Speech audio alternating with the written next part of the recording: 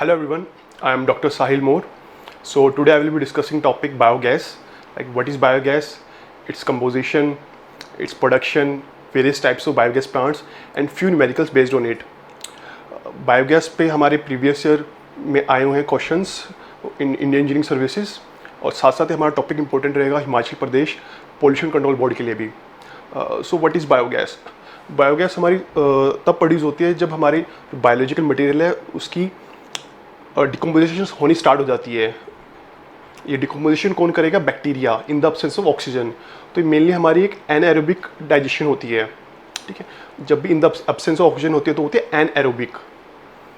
Okay, हम various types of feed stock use कर सकते हैं इसके अंदर, जैसे कि हमारा होता है cattle waste, buffalo waste, piggery waste, chicken waste. सबसे ज़्यादा जो बायोगैस यील्ड रहती है वो हमारी रहती है कैटल वेस्ट की. तो मेनली हमारा जो ज़्यादातर हम यूज़ करते हैं कैटल वेस्ट को यूज़ करते हैं. Okay, its composition mainly biogas is composed of methane and carbon dioxide. सबसे ज़्यादा हमारी रही है इसके अंदर मीथेन. हम बायोगैस को जनरली हम मीथेन गैस भी बोल देते हैं. ओके, सो ये हमारी रहती है around 50 to 70% methane. Carbon dioxide रहती है हमारी 20 to 40, nitrogen 0 to 5, hydrogen 0 to 1 and hydrogen sulphide 0.1 to 0.5. Biogas production process. Biogas production हमारे 4 स्टेप्स में होता है. Number 1 is hydrolysis, acidogenesis, acetogenesis and lastly methanogenesis. Okay, तो हाइड्रोलिसिस में क्या होता है, जो भी हमारे कॉम्प्लेक्स मॉलिक्यूल्स होते हैं जैसे कार्बोहाइड्रेट्स, लिपिड्स, प्रोटीन्स, वो ब्रेक डाउन हो जाते हैं हमारे सिंपल मोनोमर्स में लाइक शुगर. ओके, जो हमारे इसमें मेन बैक्टीरिया जो होते हैं जो इसको डिकम्पोज करते हैं वो रहते हैं lactobacillus, propionibacterium and sporobacterium. Next step is acidogenesis. Acidogenesis के अंदर जो भी हमारी मोनोमर प्रोडक्ट है हाइड्रोलिसिस के, वो कन्वर्ट हो जाते हैं हमारे एसिटिक, प्रोपियोनिक, फॉर्मिक में along with small amount of ammonia, hydrogen sulphide and hydrogen. और इसकी डिकम्पोजिशन करते हैं हमारे clostridium, bifidobacterium and lactobacillus. These are the acidogenesis bacteria. Next step is acidogenesis. Acidogenesis के अंदर हमारे जो ये वोलेटाइल फैटी एसिड्स हैं जो हमारे एसिडोजेनेसिस स्टेप में आए हैं, कन्वर्ट हो जाते हैं एसिटिक एसिड के अंदर और एसीटेट में. ओके, तो जो इसके अंदर बैक्टीरियाज रहते हैं वो होते हैं syntrobacter wolinii and syntrophomonas wolfei. Last and important step is methanogenesis. Methanogenesis हमारा स्ट्रिक्टली एनाएरोबिक होता है. ओके, ये हमारे 2 टाइप्स में हो सकता है. फर्स्ट रहता है हमारा एसिटिक लास्टिक मिथेनोजेनेसिस, जिसके अंदर हमारा जो एसिटिक एसिड थर्ड स्टेप में प्रोड्यूस हुआ था वो कन्वर्ट हो जाता है मीथेन के अंदर. ये जो हमारा एसिटिक एसिड था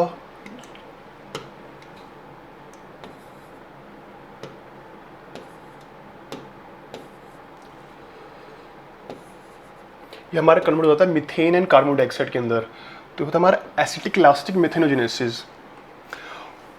तो हमारा इसमें मेन हमारा 70% मीथेन प्रोड्यूस होती है फ्रॉम एनारोबिक प्रोसेस. ओके, एक सेकेंड वे होता है इसको प्रोड्यूस करने का हाइड्रोजिनोट्रॉफिक मिथेनोजेनेसिस, जिसके अंदर हमारी मीथेन प्रोड्यूस होती है फ्रॉम H2 एंड CO2. ये कहाँ से आ रही है? Acetic acid, H2 and CO2, ये सब थर्ड स्टेप से आ रही हैं. ओके, जो एसिटिक एसिड हमारे थर्ड स्टेप में प्रोड्यूस हुई थी एक तो हम उसके थ्रू कन्वर्ट कर सकते हैं मीथेन, या फिर हम जो हमारे वहाँ से हाइड्रोजन हमें मिला था उससे हम मीथेन प्रोड्यूस कर सकते हैं. तो ये लास्ट स्टेप होता है ना मिथेनोजेनेसिस. अब हमारे इसके साथ साथ कुछ इन्वायरमेंटल फैक्टर्स हैं जो हमारे बायोगैस प्रोडक्शन के लिए इंपॉर्टेंट होते हैं, जैसे कि पीएच. हमारी जो ऑप्टिमम पीएच रेंज रहती है वो 6.8 से लेकर 7.2 तक रहती है. ओके, अगर हमारा बैक्टीरिया के लिए अगर पीएच 5 से कम है या फिर 8 से ज़्यादा है तो सर्वाइव नहीं कर पाते हैं. ठीक है, मतलब काफ़ी सेंसिटिव होते हैं.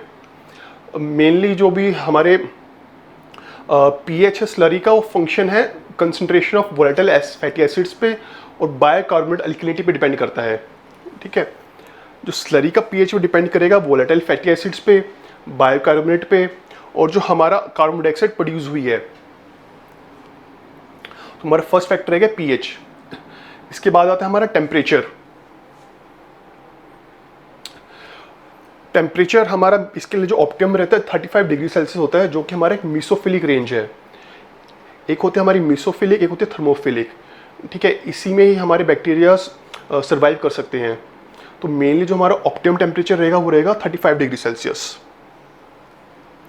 कुछ इंपॉर्टेंट न्यूट्रिएंट्स होते हैं बायोगैस प्रोडक्शन के लिए, जो कि मेनली हमारे रहेंगे nitrogen, phosphorus, potassium and sulphur.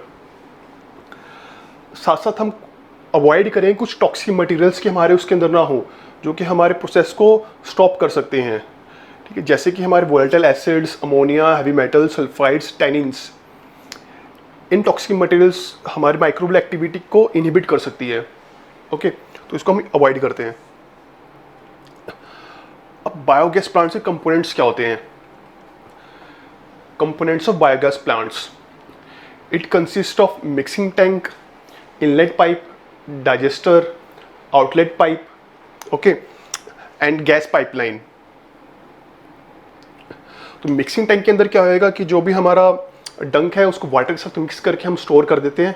Okay, उसके बाद हमारा इनलेट पाइप में क्या होएगा, जो भी हमारा सबस्ट्रेट है वो डिस्चार्ज हो जाएगा थ्रू इनलेट पाइप। डाइजेस्टर के अंदर फर्मेंटेशन प्रोसेस स्टार्ट होता है, जहाँ पे हमारी बायोगैस प्रोड्यूस होती है। गैस होल्डर हमारे काम आता है बायोगैस को स्टोर करने के लिए। आउटलेट पाइप से हमारा जो भी डाइजेस्ट स्लरी है वो आउटलेट टैंक से बाहर आ जाती है। ठीक है, और फाइनली गैस पाइपलाइन होती है जो कैरी करती है हमारे gas to the point of utilization, such as stove और लैंप, जो भी डिफरेंट पर्पसेस के लिए हम यूज़ कर सकते हैं। ओके, फिर हमारे नेक्स्ट आता है types of biogas plants in India. हमारे मेनली जो होते हैं फिक्स टाइप होता है और एक फ्लोटिंग टाइप होता है। दो टाइप ऑफ बायोगैस प्लांट्स हमारे यूज़ हो रहे हैं, fix type and floating type. So fix dome type क्या होते हैं? These are mainly composed and made of bricks and stone. Okay, और इनके टॉप पे डोम टाइप स्ट्रक्चर होता है। ठीक है, डोम टाइप स्ट्रक्चर होता है और मेनली ब्रिक्स और मोर्टार से ही बने होते हैं।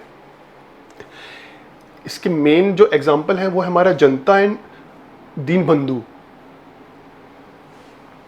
तो हम जनता और दीनबंधु को पढ़ते हैं। इनके बारे में क्या है ये? जनता प्लांट हमारा मेनली सिलेंड्रिकल है, जो हमारे टॉप पे डोम शेप में बना हुआ है। ठीक है, और जो दीनबंधु प्लांट है उसमें 2 हेमिस्फेरिकल सेगमेंट्स होते हैं। इसकी हमारी जो बायोगैस प्रोडक्शन की कैपेसिटी है 12% ज़्यादा है, और ये हमारे जनता के कंपैरिजन में चीपर भी है। ओके, तो ये इसकी हमारा एग्जांपल है फिक्स डोम टाइप का।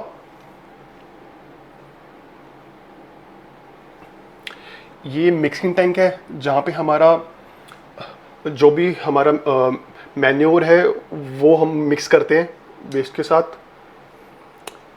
यहाँ पे हमारा सारा वेस्ट डाइजेस्ट हो रहा है, फर्मेंटेशन हो रही है। ठीक है, यानी कि जो भी एनारोबिक डाइजेशन है यहाँ पे हो रही है हमारी। एनारोबिक डाइजेशन मतलब in the absence of oxygen, हमारे बैक्टीरिया यहाँ पे डिग्रेड करते हैं और हमारी टॉप पे बायोगैस प्रोड्यूस हो रही है, जो कि फिर हमारे बायोगैस आउटलेट के थ्रू बाहर जा रही है। ओके, सो ये फिक्स डोम बायोगैस प्लांट का एक टाइप है, जो कि हमारा मेनली ब्रिक्स से बना है, ब्रिक्स से बना हुआ है।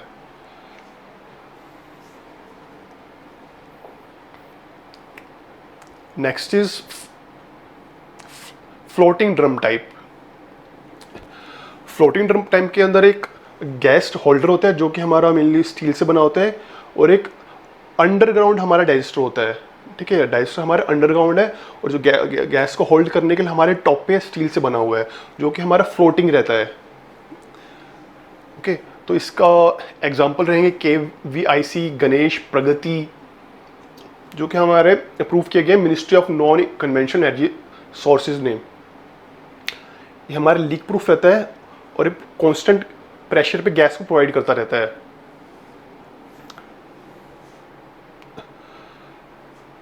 As a side gas holder होता है हमारा टॉप पे, जो कि स्टील से बना होता है, और अंडरग्राउंड हमारा डाइजेस्टर है। Okay, so now we will discuss some important questions related to biogas. So first question is our numerical. It states that find out the quantity of cow dung required for a biogas plant that generates 1 metre cube of biogas. यानी कि हमें इसके अंदर capacity दी हुई है, okay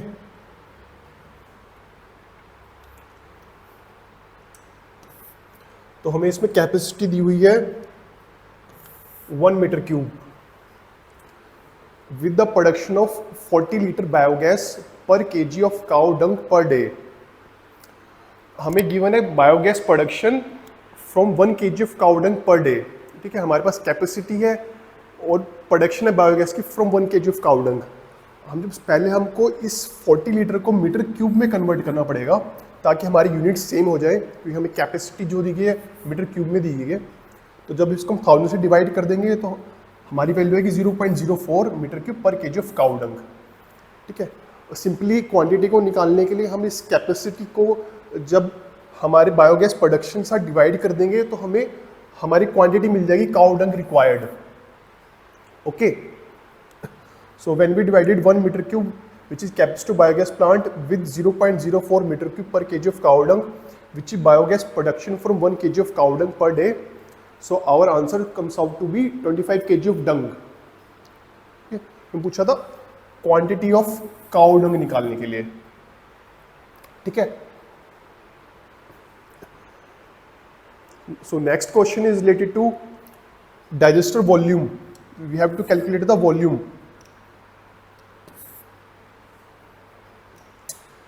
so simply volume को calculate करने के लिए हमें जो भी डेली फीड को जब हम रिटेंशन टाइम से मल्टीप्लाई कर देंगे, ठीक है।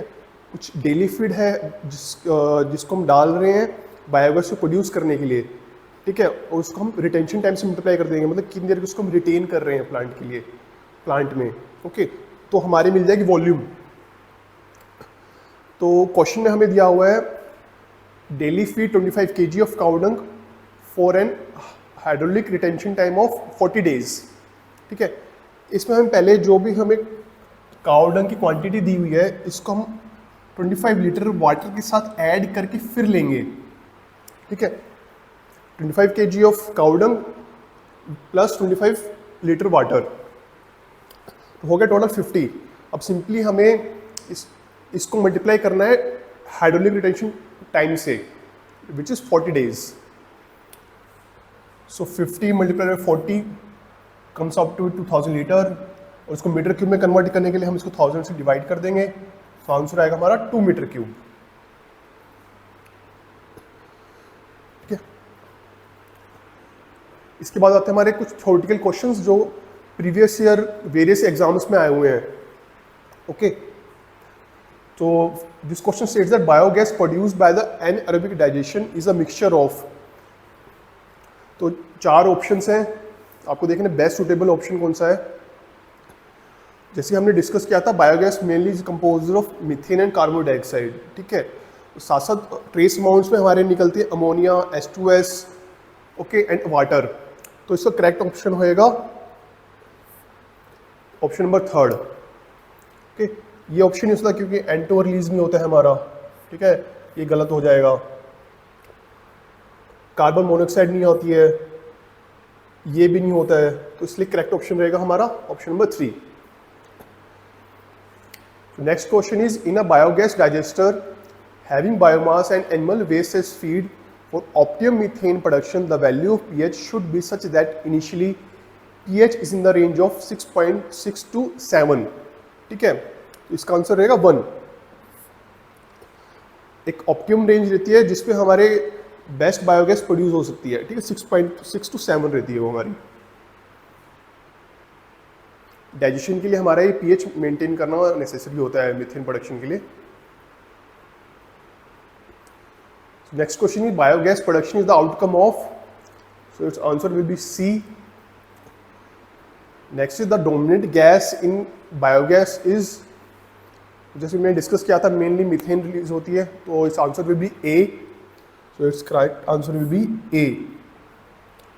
Next question states that for maximum biogas production, following conditions are recommended: strict aerobic, only cellulose as a carbon source, semi-aerobic. Biogas produce करने के लिए हमें जो इन्वायरमेंट होना चाहिए वो डिवॉइड ऑफ ऑक्सीजन होना चाहिए, ठीक है, मतलब ऑक्सीजन प्रेजेंस नहीं होनी चाहिए, तो होगा anaerobic. So it's answer will be option A. Next question state we have to tell the correct order in the process of anaerobic digestion.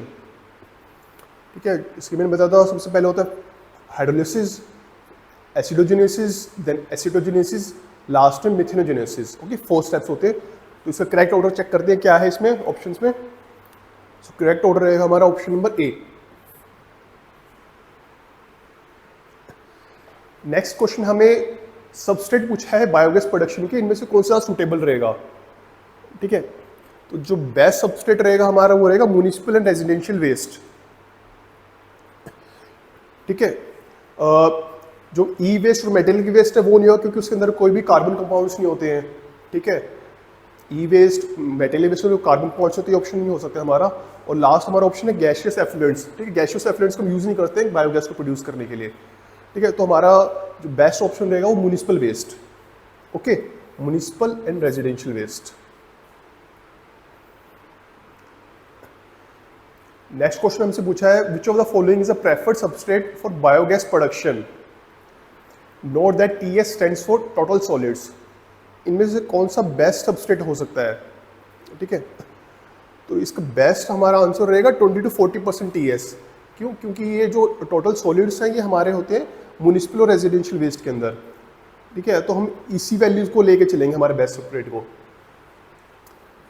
20 to 40% biogas production के लिए हमारा बेस्ट रहेगा। Next is which among the following is the best source for methane production. इनमें से best source कौन सा रहेगा हमारे मीथेन प्रोडक्शन का। So it's answer will be option number D, water हैकेंथ।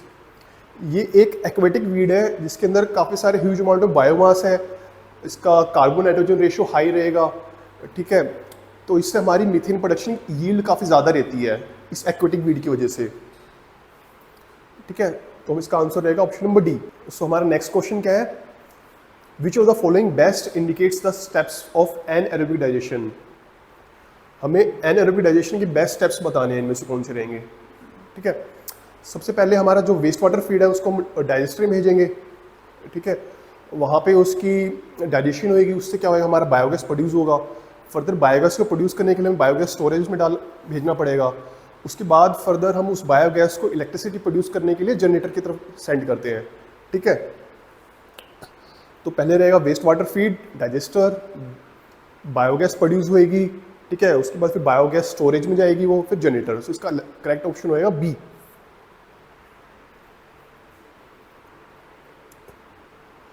और next question is which of the following is produced in acetogenesis. इनमें से कौन सी एसिटोजेनेसिस प्रोसेस में प्रोड्यूस होती है। तो एसिडोजेनेसिस हमारा कौन सा हुआ, थर्ड स्टेप हुआ। ठीक है, हाइड्रोलिसिस, एसिडोजेनेसिस के बाद आती है एसिटोजेनेसिस। तो एसिडोजेनेसिस हमारा एसिटिक एसिड और एसीटेट प्रोड्यूस होता है और साथ में हमारा H2 एंड CO2 प्रोड्यूस होता है। ठीक है, तो इसमें हमें जो बेस्ट ऑप्शन है एसीटेट, बी।